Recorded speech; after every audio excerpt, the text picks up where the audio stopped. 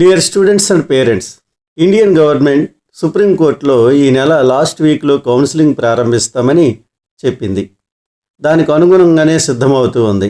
12/7/2024 దేశంలోని అన్ని ప్రభుత్వ కాలేజీలకి నోటీస్ పంపించింది. అది ఇచ్చిన నోటీసులో ఏముంది అనేది మనం ఇప్పుడు చూద్దాం. 12/7/2024 ఇచ్చినటువంటి నోటీసులో ఏముందంటే, దేశంలోని అన్ని గవర్నమెంట్ కాలేజీల్లోని 15% ఆల్ ఇండియా కోటా సీట్లు, డీమ్డ్ యూనివర్సిటీలు, సెంట్రల్ యూనివర్సిటీలు, central institutions, ESIC institutions, AIIMS, JIPMER, nursing కాలేజీలు వాటి యొక్క సీట్ల వివరాలని ఇంట్రా ఎంసీసీ పోర్టల్లో నమోదు చేయమంది. ఈ ఇంట్రా ఎంసీసీ పోర్టల్ అనేది దేశంలోని కాలేజీల యొక్క సీట్లు వాటి వివరాలని నమోదు చేసేటటువంటి పోర్టల్.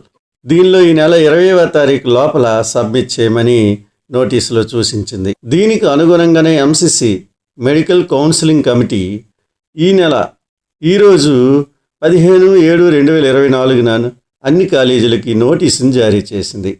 ఈ నోటీసులో government of India, minister of health and family welfare ఏదైతే నోటీస్ని అయితే ఇచ్చిందో అదే నోటీస్ని మళ్ళీ ఎంసీసీ ఫార్వర్డ్ చేయడం జరిగింది. ఇందులో కూడా 20వ తారీఖునే లాస్ట్ డేట్గా ప్రకటించారు. అసలు 20వ తారీఖు లాస్ట్ డేట్గా ఎందుకు ఇచ్చింది అంటే, 18న సుప్రీంకోర్టులో హీరింగ్ ఉంది. ఆ రోజు ఏదో ఒక నిర్ణయం వెలువడుతుంది. ఆ నిర్ణయం రీనీట్ కాదని గవర్నమెంట్ నమ్ముతుంది.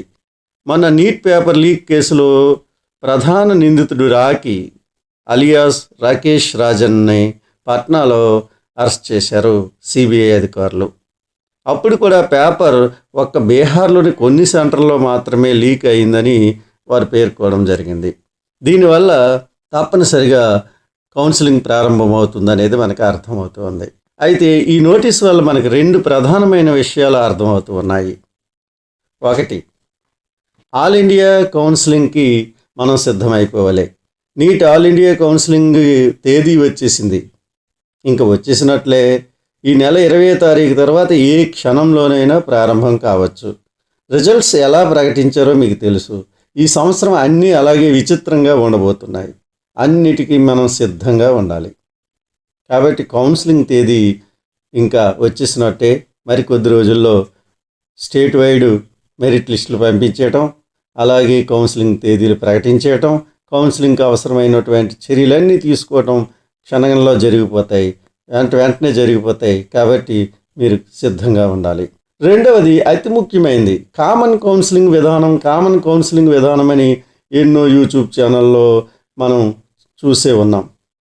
కామన్ కౌన్సిలింగ్ విధానం అనేది ఈ సంవత్సరం లేనట్లే, 100% ఉండదు అని నేను నమ్ముతున్నాను. ఎందుకంటే నోటీసులో వారు సీట్ల వివరాలు నమోదు చేయమని చెప్పారు.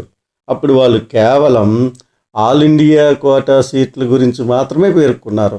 అలాగే డీమ్డ్ యూనివర్సిటీలు, సెంట్రల్ యూనివర్సిటీలు, ఎయిమ్స్, జిప్మర్ వీటిలో ఉన్న 100% సీట్ల వివరాలని నమోదు చేయమన్నారు తప్ప మిగిలినటువంటి గవర్నమెంట్ కాలేజీల్లో ఉన్న మిగిలిన సీట్ల గురించి కానీ, ప్రైవేట్ కాలేజీల విషయం కానీ నోటీసులో ఎక్కడా పేర్కోలేదు. కాబట్టి తప్పనిసరిగా ఈ సంవత్సరం కామన్ కౌన్సిలింగ్ విధానం అనేది ఉండదు. గతంలో ఆల్ ఇండియా కోటాకి ఏవైతే కాలేజీలు తీసుకున్నారో అవి మాత్రమే ఇప్పుడు అడిగారు. కామన్ కౌన్సిలింగ్ అయితే అన్ని సీట్ల వివరాలు అడగాలి కదా, మరి ప్రైవేట్ కాలేజీల వివరాలు అడగాలి కదా, అవి ఏవీ లేవు. అంటే కామన్ కౌన్సిలింగ్ విధానం ఉండదని 100% మనం నమ్మాలి. ఈ సంవత్సరం ఆల్ ఇండియా కోటా కౌన్సిలింగ్ తర్వాత ఏ స్టేట్కి ఆ స్టేట్ తమ కౌన్సిలింగ్ జరుపుకుంటుంది ఎప్పటిలాగానే. కాబట్టి స్టూడెంట్స్, పేరెంట్స్ మీరందరూ సిద్ధంగా ఉండండి. అన్ని విషయాలు తెలుసుకోండి. చాలా యూట్యూబ్ వీడియోస్ ఉంటాయి. యూట్యూబర్స్ చాలా రకాలు చెప్తుంటారు. అందులో మనకు పనికొచ్చినవన్నీ మీరు ఒక దగ్గర రాసుకోండి, పనికిరాని విడిచిపెట్టేయండి.